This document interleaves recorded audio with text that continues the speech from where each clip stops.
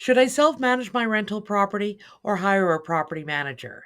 Lately, we're hearing more and more from real estate owners who are thinking about keeping their property as a rental and wondering, should I manage it myself or should I hire a property manager?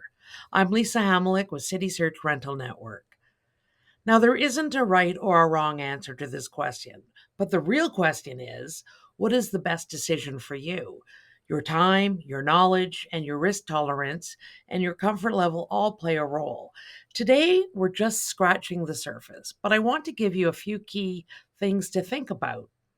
If I self manage, some people seem to think the rules don't apply.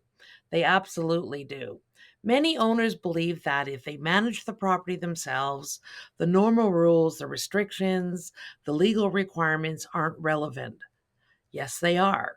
Every provincial rule, every requirement under the Alberta Residential Tenancy Act, and every guideline that applies to a licensed property manager still applies if you choose to self manage. You don't get an exemption. In terms of security deposits, in Alberta, the maximum security deposit you can charge is 1 month's rent. And we routinely see owners unintentionally violating this rule because they think they can charge more. They want to charge more.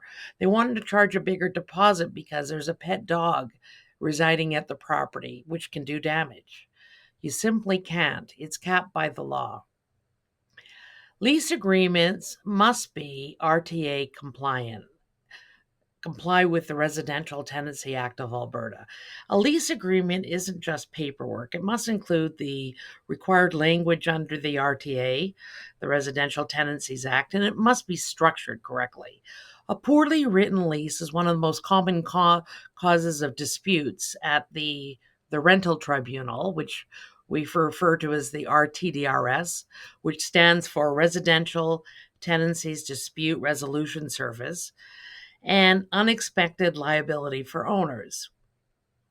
Maintenance response rules also still applies if you self-manage versus using a property manager. Now again, things like if a tenant reports a repair issue, you must respond and you must address it with a reasonable time frame. Failure to do so can result in complaints, tenant claims, rental abatements, emergency repairs becoming more expensive, and potential fines at a rental tribunal ruling. We see this happen often when owners self manage without knowing the timelines. Consider what's required of you as a self manager. To self manage effectively, you do need knowledge. You must know the laws, the timelines, the processes, and your obligations. Not knowing is not a defense. Secondly, you really need to have the right temperament. You will deal with conflict, difficult conversations, late night emergencies, neighbor complaints, and tenants who may not follow the rules. We get calls daily from owners who started off self managing and quickly found out themselves completely overwhelmed. Thirdly, time. If your tenant calls you at 2 a.m. on a Saturday evening because the hot water tank has failed, you need to be available and you need to have the vendor resources ready to go to attend the problem. For some reason, it just works out that hot water tanks seem to fail after hours.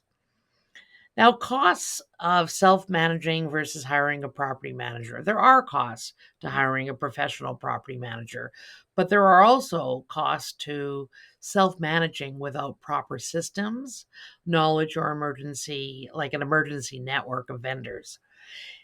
We're here as a resource. Whether you choose to self manage or hire a professional, we're here to help you succeed.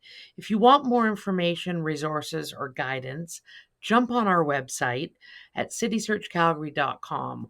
We have tools, we have checklists, and support that make your rental experience smoother and more compliant. I'm Lisa Hamlick with Citysearch Rental Network.